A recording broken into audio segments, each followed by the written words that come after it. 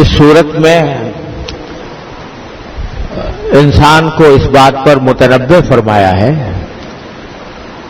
کہ اس کی پوری زندگی مختلف قسم کی مشقتوں میں گزرتی ہے.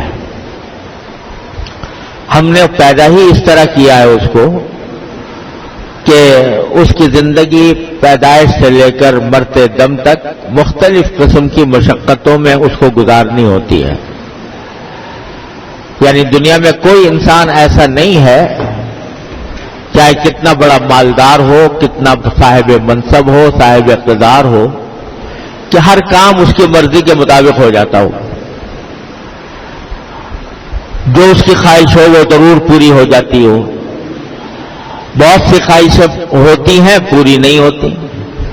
بہت سے کام کرنا چاہتا ہے لیکن راستے میں رکاوٹیں پیدا ہوتی ہیں، مشکلات آتی ہیں.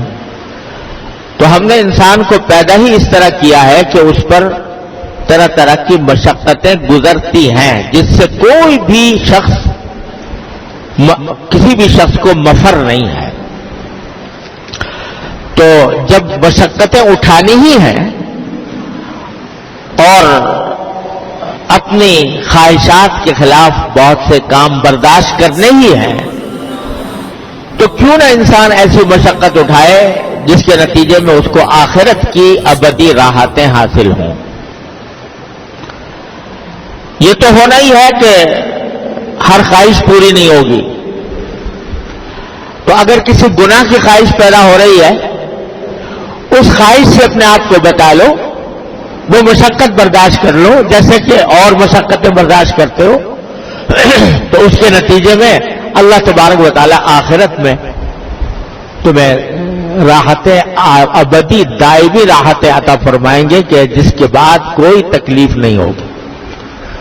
یا اگر کوئی دین کا مطالبہ ہے کہ فلاں کام کرو اور دل نہیں چاہ رہا کہ وہ کام کروں، طبیعت میں سستی ہو رہی ہے، کاہلی ہو رہی ہے، تو یہ مشقت برداشت کر لو.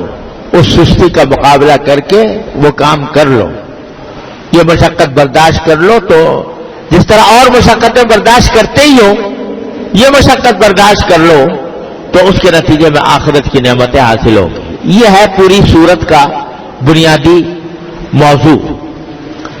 تو اس میں اللہ تبارک و تعالیٰ نے اپنی جو انسان کو نعمتیں عطا فرمائی ہیں ان کی طرف بھی متوجہ فرمایا کہ الم نجعل لہ عینین، کیا ہم نے اس کی دو آنکھیں نہیں بنائی، ولسانا، ایک زبان نہیں بنائی، وشفتین، دو ہونٹ نہیں بنائے، جس کی تفصیل پچھلے بیان میں عرض کر چکا ہوں کہ کیسی عظیم نعمتیں ہیں، کیونکہ مفت مل گئی ہیں، بے مانگے مل گئی ہیں. ان کو حاصل کرنے کے لیے کوئی پیسہ خرچ کرنا نہیں پڑا، کوئی دستک اٹھانی نہیں پڑی، اس واسطے ان کی قدر نہیں ہوتی. ورنہ عظیم نعمتیں ہیں، آنکھ کی نعمت، زبان کی نعمت، ہونٹوں کی نعمت، یہ ساری نعمتیں عظیم الشان ہیں. اور فرمایا وَهَدَيْنَاهُ النَّجْدَيْنِ، اور یہ ہم نے اس کو آنکھیں دے کر، زبان دے کر، ہونٹ دے کر دونوں راستے دکھا دیے. کہ یہ ایک راستہ ہے جو جنت کی طرف جا رہا ہے اور ایک راستہ ہے جو دوزخ کی طرف جا رہا ہے.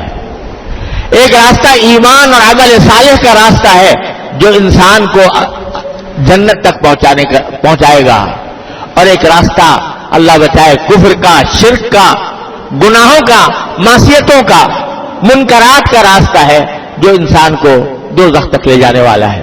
وَهَدَيْنَاهُ النَّجْدَيْنِ، ہم نے دونوں راستے کھول کھول کر بتا دیے، قرآن کے ذریعے بتا دیے، اپنا رسول صلی اللہ علیہ وسلم، خاتم النبیین صلی اللہ علیہ وسلم کو مبعوث فرما کر ان کے ذریعے بتا دیے کہ آپ نے کھول کھول کر بتا دیا کہ جنت کو جانے والا راستہ کون سا ہے اور دوزخ کو جانے والا راستہ کون سا ہے. جو راستے تو دونوں کھلے ہوئے تھے اور پتہ چل گیا تھا، فَلَقْتَحَمَ الْعَقَبَةَ، تو ایسا کیوں نہ ہوا کہ انسان ایک گھاٹی میں داخل ہو جاتا. درس قرآن.com www.darsequran.com